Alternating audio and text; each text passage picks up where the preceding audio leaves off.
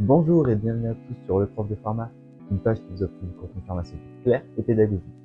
Alors aujourd'hui, on va aborder un nouveau thème. C'est une classe de médicaments assez répandue qu'on peut prendre aussi sans ordonnance. On va travailler aujourd'hui des antihistaminiques. Alors les antihistaminiques, aussi appelés anti-H1, forment une classe de médicaments caractérisée par l'inhibition des récepteurs histaminiques de type H1. L'histamine, donc c'est un médiateur chimique qui est notamment responsable des réactions allergiques par cette activation du récepteur H1.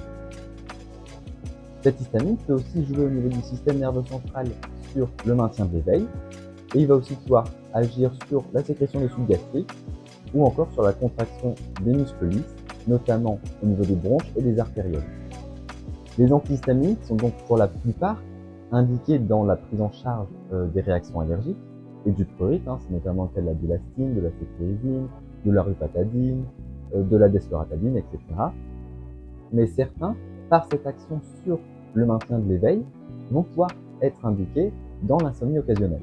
C'est notamment le cas de la doxylamine, qu'on retrouve dans le Donornil.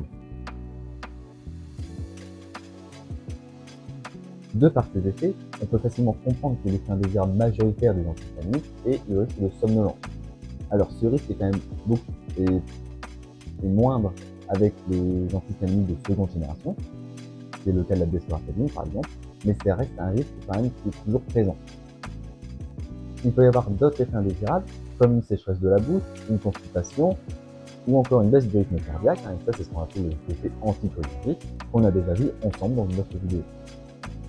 Ces molécules sont contre-indiquées donc en cas de glaucome à angle fermé et d'hypertrophie de la prostate. De par ce risque de somnolence, il est préférable de prendre les antihistaminiques plutôt le soir. Selon les raisons de son utilisation, on pourra associer ou non des conseils. Par exemple, un DRP, un drainage rhinopharyngé, l'élimination de l'allergène, etc. si c'est lié à une allergie. On pourra conseiller de couper les ongles courts si c'est lié à un prurite. Cette vidéo sur les antihistaminiques est maintenant terminée. Je vous remercie une nouvelle fois de m'avoir suivi. J'espère que celle-ci vous a plu et qu'elle vous a permis d'apprendre ou au moins de réviser. En attendant, je vous invite à liker et à commenter. N'hésitez pas aussi à partager. Et si vous avez la moindre question, je suis là. Bye bye!